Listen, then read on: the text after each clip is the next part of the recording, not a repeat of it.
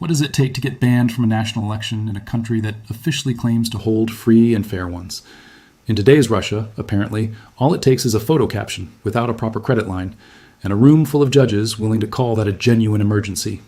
If this story makes your jaw drop the way it made mine, hit subscribe before we go further, because what happened in Moscow this month is one of the clearest windows into how modern authoritarian power actually operates. And you're not going to see this explained anywhere else quite like this. Let's set the scene properly, with all the important context laid out clearly from the very beginning.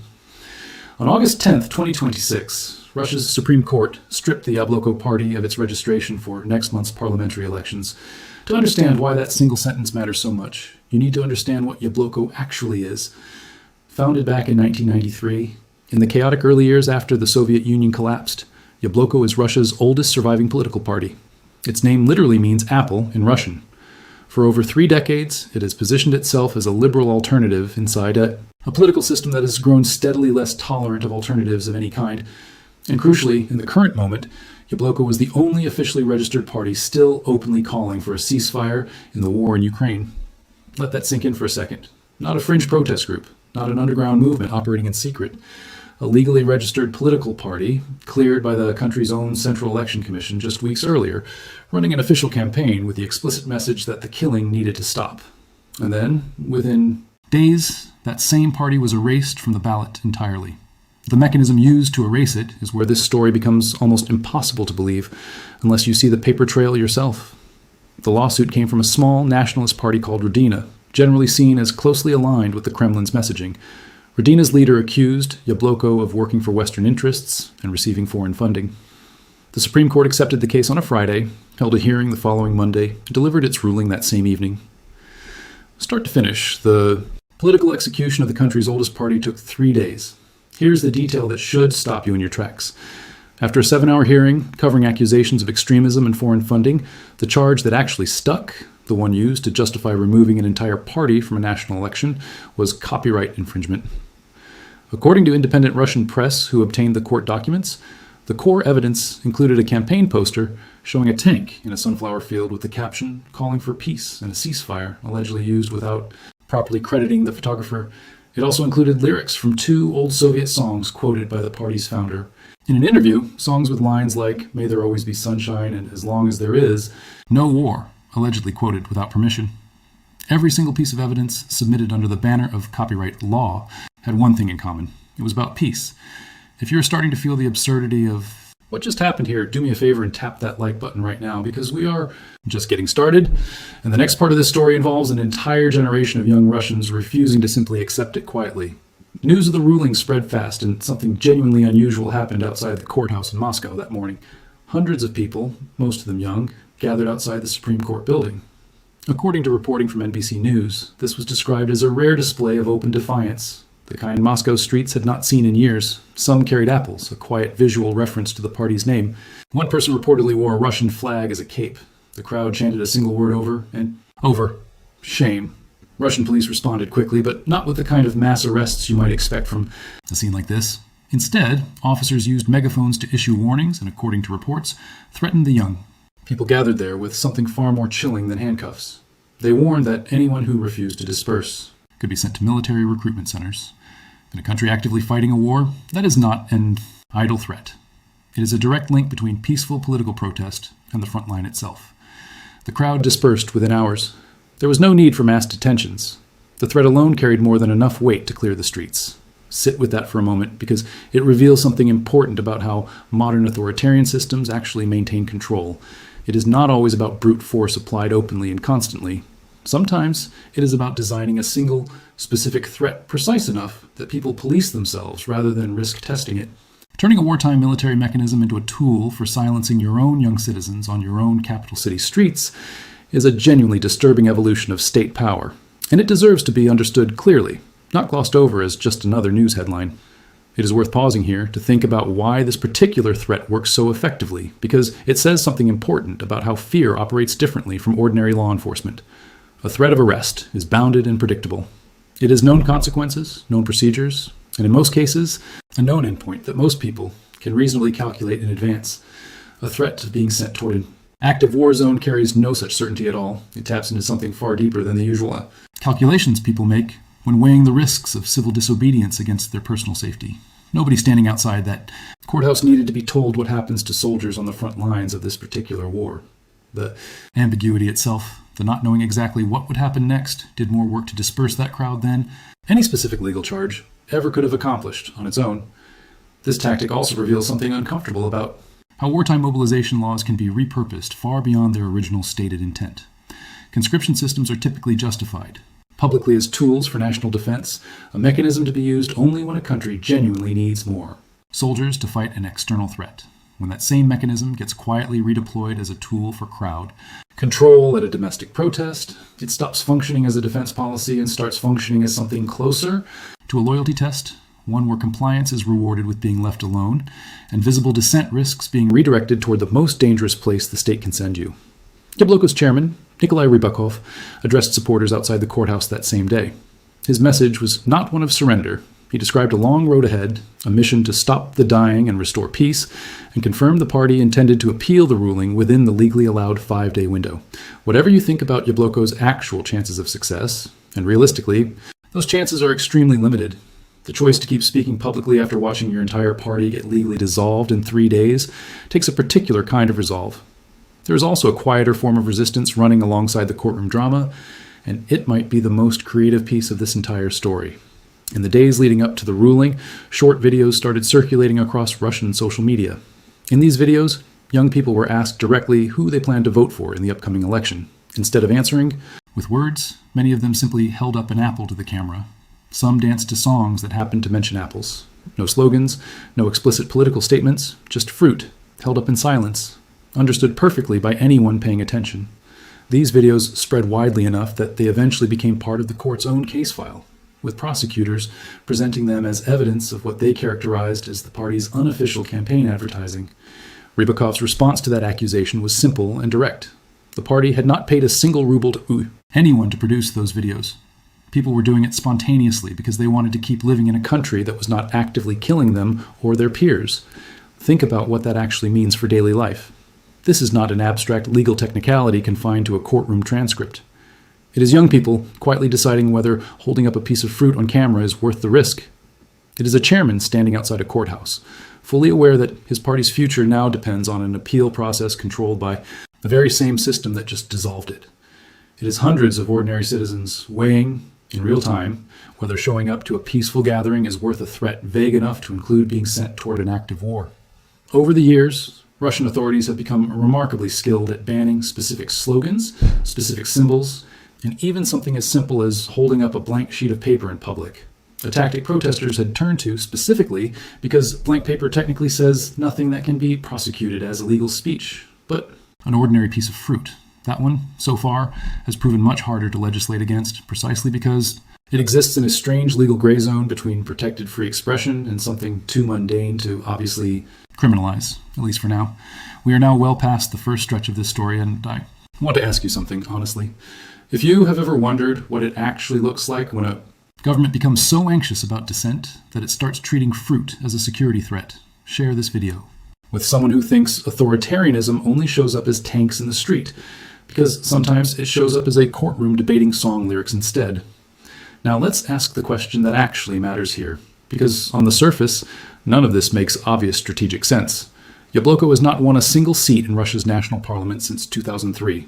By most conventional measures, it is a marginal political force, generally polling somewhere around 3% nationally. So why would an entire state apparatus, courts, prosecutors, election officials, and police mobilize this aggressively against a party that small?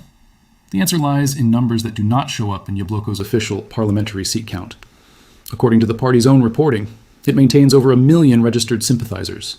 Independent analysis, cited by Carnegie's Nikolai Petro, suggests that potential support, particularly concentrated among younger voters and in major urban centers, could realistically climb as high as 15% under the right conditions. That is a very different number from 3%, and it represents exactly the kind of latent, untapped dissatisfaction that authoritarian systems tend to fear most.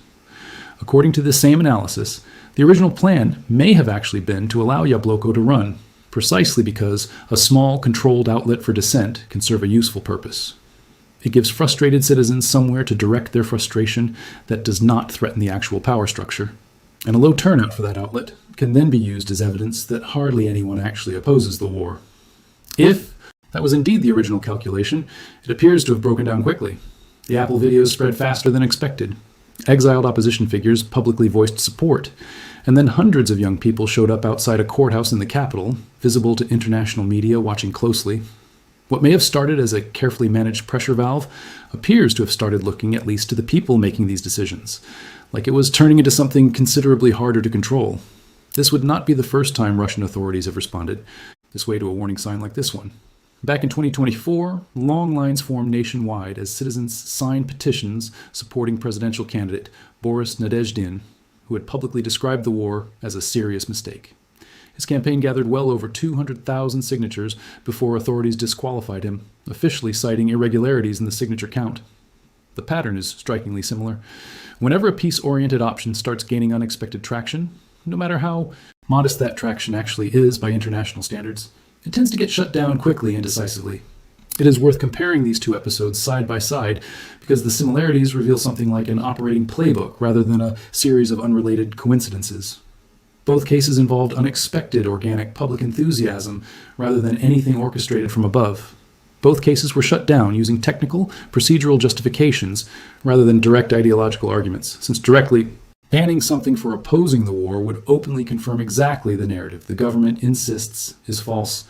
And in both cases, the disqualification came only after public momentum had already become impossible to fully ignore, suggesting that the trigger for intervention is not simply the existence of dissent, but the moment that dissent starts becoming visible enough to influence people who were not previously paying close attention. What makes the Yabloko ban particularly significant is the historical marker it represents. According to independent analysts tracking Russian electoral history, no political party had been judicially removed from a state Duma election through the courts since 1999, a span of 27 years. That is not simply another party losing another election. That is a genuinely rare escalation, the kind of move that signals something has shifted in how confident or how anxious the system currently feels about controlling outcomes through normal political means. Here is something worth sitting with before we move forward.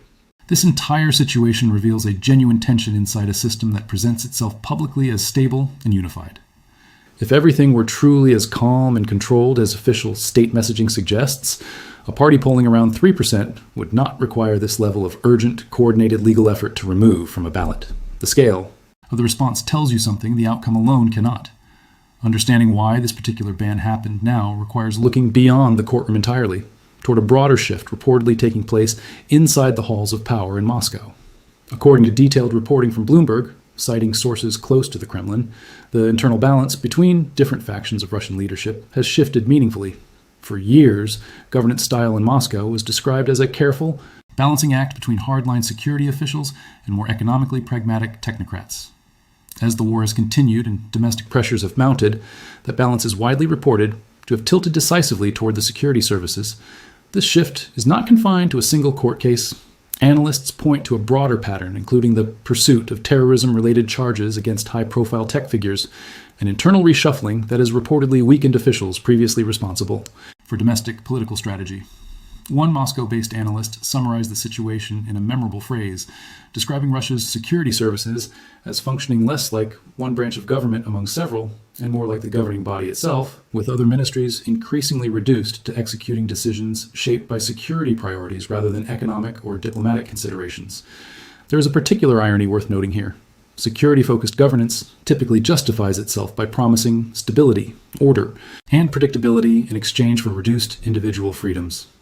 Yet the pattern emerging from multiple independent reports paints a picture closer to the opposite, a system where institutions increasingly work at cross purposes, where the same election commission that approved Yabloko's candidacy weeks earlier ultimately joined the effort to remove it, and where a rushed 3-day legal process was broadcast publicly with apparent confidence despite resting on justifications that struggle to survive basic scrutiny once independent journalists reviewed the underlying case file. That is not the profile of a smoothly coordinated system executing a clear strategic plan. It looks considerably more like an apparatus reacting defensively, sometimes clumsily, to pressure it did not fully anticipate. That kind of internal power shift creates a genuinely unpredictable climate, even for people who consider themselves loyal, committed supporters of the government and its broader wartime goals. When decision-making authority concentrates increasingly within security-focused institutions, the criteria for who becomes a target can shift quickly and without clear public warning, and that persistent uncertainty itself becomes a remarkably powerful tool for maintaining widespread compliance across an entire society, arguably more powerful than any single explicit law or public decree could ever be on its own. If you have made it this far into the story, you clearly want more than a quick headline summary. So here is a genuine question for the comments below this video. Once it ends, do you think banning a party polling at just 3% reveals confidence? Or does it reveal exactly the opposite? I want to read your honest take. There's another layer to this story that deserves real attention because it reveals a genuine internal disagreement happening inside the system itself, not just between the government and outside critics. In early August, a public disagreement broke out over how deeply Russia's civilian economy should be subordinated to the ongoing war effort.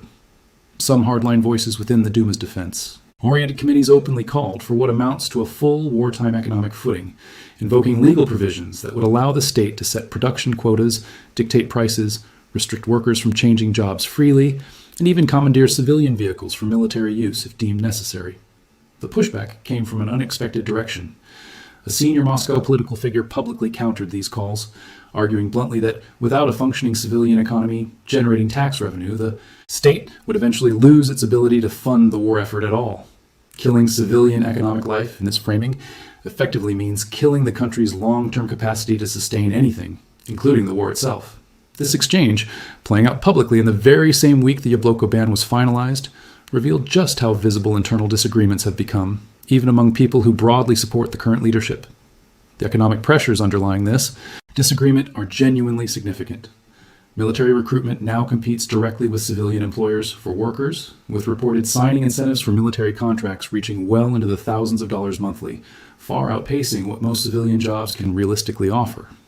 Average wages across the country have risen sharply in recent years, but largely because employers are being forced to compete with military pay, rather than because underlying economic productivity has genuinely improved. Economists studying this pattern describe it using a term normally applied to resource-rich economies distorted by a single dominant sector, a warning sign that the broader civilian economy is quietly weakening even as headline wage numbers appear to be rising.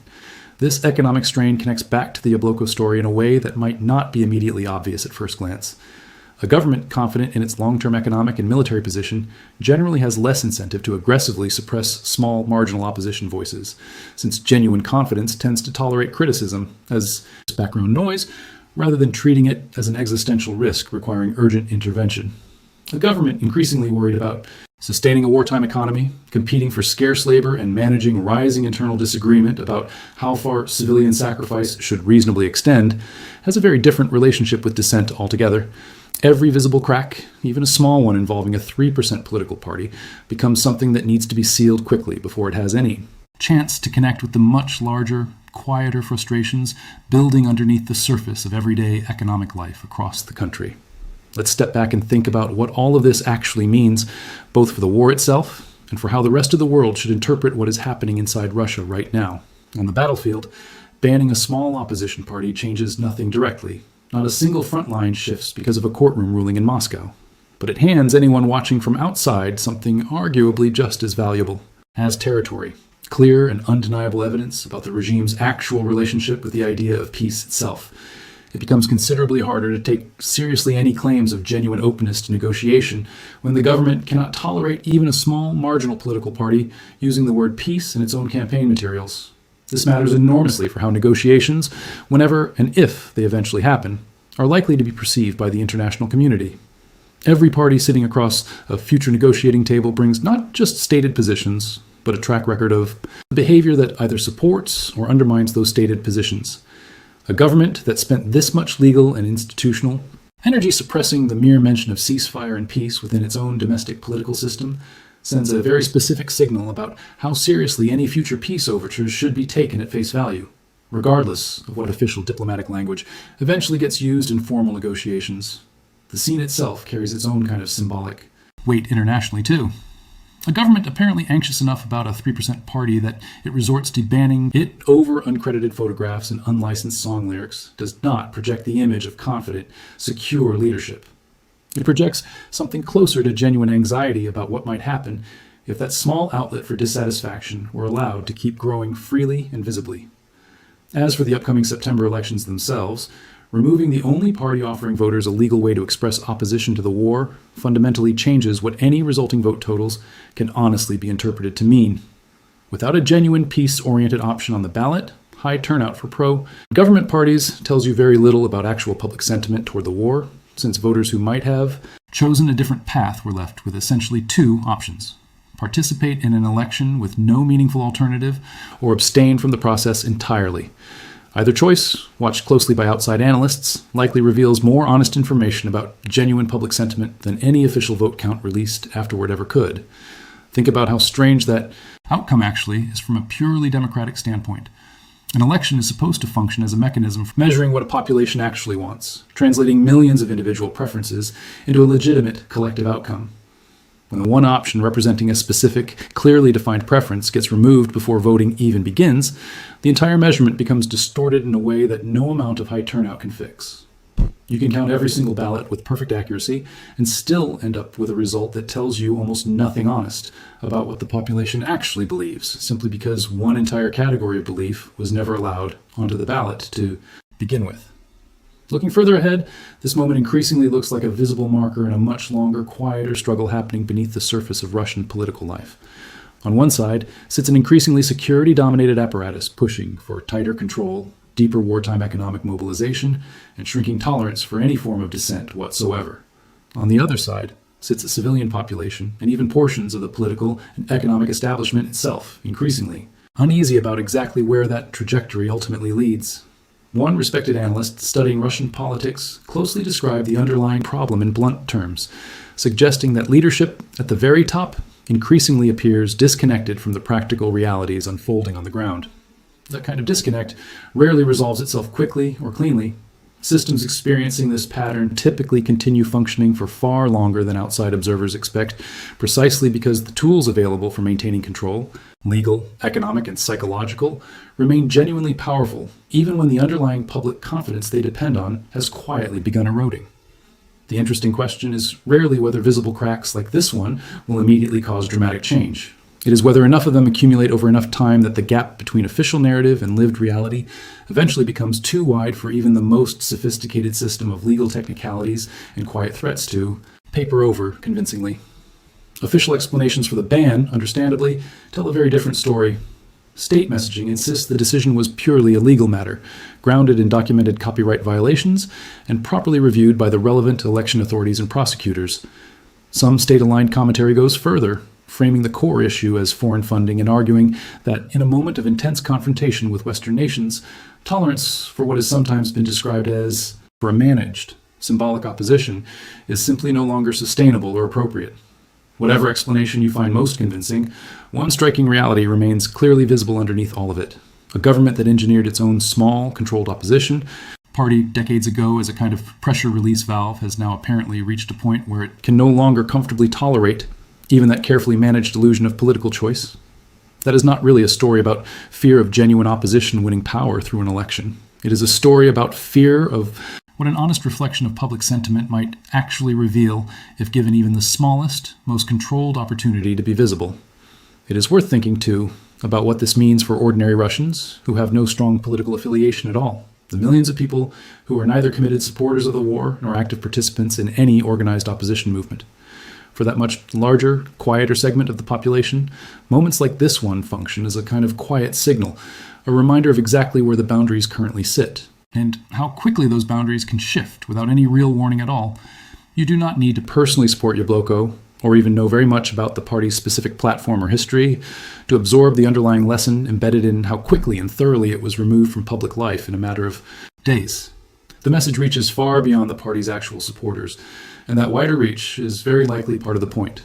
There is also something worth saying about the international dimension of this story, because the way outside observers interpret events like this one carries its own kind of consequence. Every time a government moves this aggressively against a symbolic, largely powerless target, It hands critics abroad a concrete, well-documented example to point toward whenever questions arise about the sincerity of stated openness to negotiation or reform. Diplomatic credibility is built slowly through consistent behavior over time, and it can be undermined quickly through a single, well-publicized episode that contradicts the careful narrative a government has spent years constructing.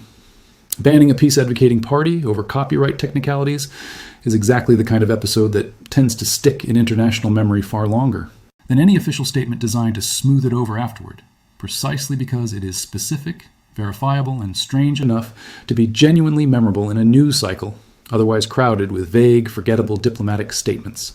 What strikes me most, thinking about everything we have covered here today, is how much this entire episode reveals through details that initially seem almost absurd on the surface.